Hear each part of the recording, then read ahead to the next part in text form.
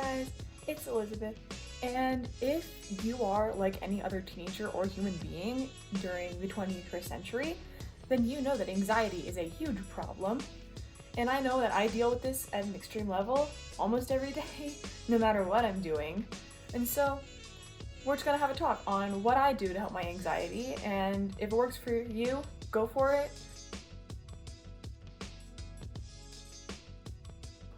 So this is all just a test. I'm not saying everything will work perfectly for you. I just know that it works for me personally, as well as literally just watching these kinds of videos will also help me, because I just like watching other people get their life together, and like more than I like getting my life together sometimes. But here we go. First thing I do to help my anxiety is get into some comfortable clothes. So this is comfortable, but I'll be back with something even more comfortable. That was probably horrible, but here we go anyway. So I am in this little Luna onesie that I got from Kirugumi. I'm trying to remember the name of it, but it's that one really well-known onesie company. And it is honestly one of the most comfortable things I've ever worn. It is so thick and fluffy, and it's got a hood and a tail. Like, let me just stand up a little bit. Look at that tail. That's cute. I am so happy in this. It's comfortable, it's cute. It just makes me happy, and it helps cure my anxiety even a little bit.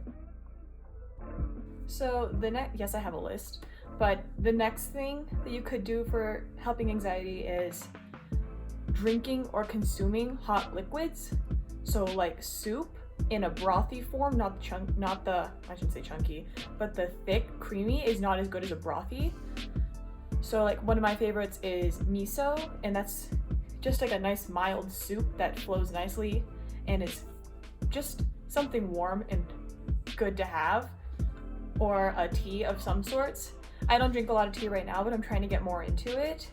But I don't really drink much liquids other than water anyway. So it's just, we're trying to get into it for health. I don't know. If it doesn't work for me, it doesn't work for me. And then the next thing that's on my list is journaling. Yes, journaling. Some people think it is stupid, but you kind of try to get into it when you're 5, lose it from like ages 8 to 20-ish. And I've just been trying to get into journaling. It actually has been helping me a lot right now.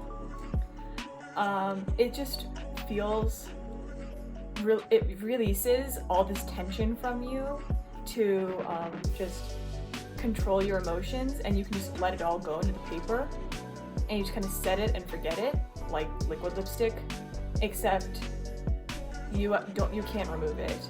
And so you just see it there, and you realize, okay, this was the past, and we're gonna move on to the present. Another thing you could do is watch or read something that you know will help your anxiety. So I know that occasionally I'll go and watch some YouTube, and typically it'll be one of 2 different creators, but I'll kind of let me just grab something, curl up in a silky blanket burrito, which, by the way, finally got the tortilla blanket. It is amazing. I'll just curl up in a fuzzy blanket of some sorts, and then either read or watch something. So the book that I've been reading recently is P.S. I Love You by Jenny Han.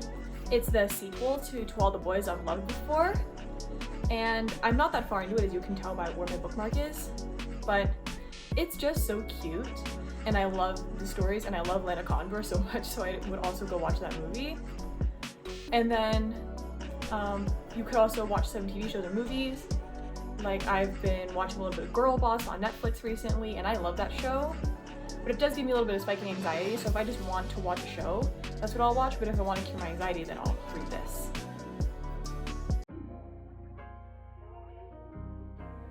Another thing you could do is just organize something. It takes a lot of willpower to actually go and organize something like a drawer or a desk, but once you've done it, it feels so nice and you feel accomplished to have just cleaned something, and you just realize, oh my gosh, now I know where everything is.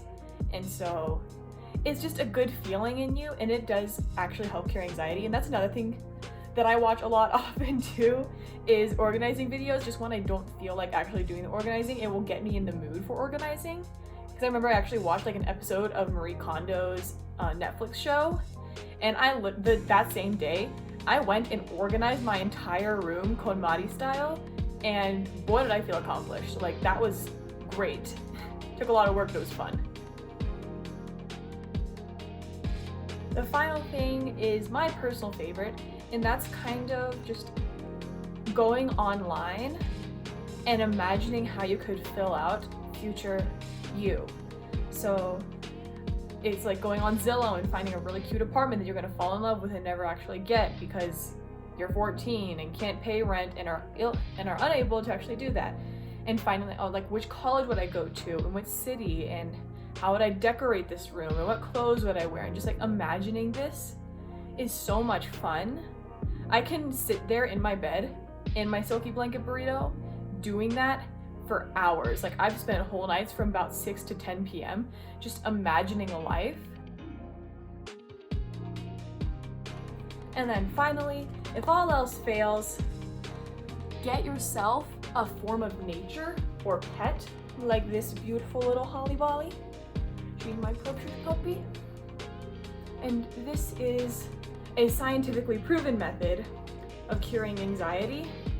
Just being around pets and nature is supposed to really help with just calming down your body. Plus, it's also just like, look at this little face. She's so cute. And I love her so much. So anyways, there are a few tips for managing anxiety. I hope some of these work for you, but if you have your own ways, comment them below. I'd love to try it and just see how it works, because I'm still really working on my anxiety. It is in the highly severe range for me, and I'm not sure how much YouTube will help it, but it seems like a fun way to make a little bit extra money as a teenager. Anyways, I hope you guys have a great, hopefully less stressed day. Bye!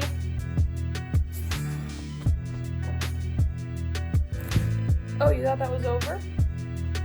Well, we're just here for a little bit of a chat about anxiety and the true reasoning of it. Now, I know you've probably heard from adults, boomers, and otherwise that it's just a phase, especially if you're a teenager. And let me just say, it's not just a phase.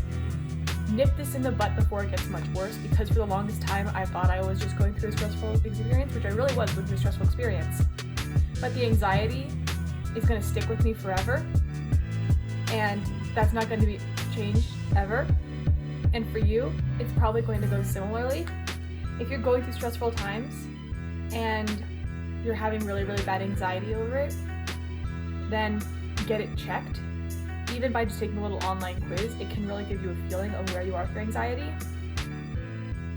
And then I also took a little depression quiz online, which wasn't as high of a risk as the anxiety was, but I believe they're a little bit coupled. And so if you have anxiety, you instantly have depression and vice versa. However, one's more intense than the other. And if you are feeling suicidal, go see professionals on this. There are probably billions of suicide hotlines and sources for which you could release what you need to before it's too late. And so this is just a little message from me that take care of yourself. Make sure that you are paying attention to what your mind is saying, and just be healthy from there. Official bye.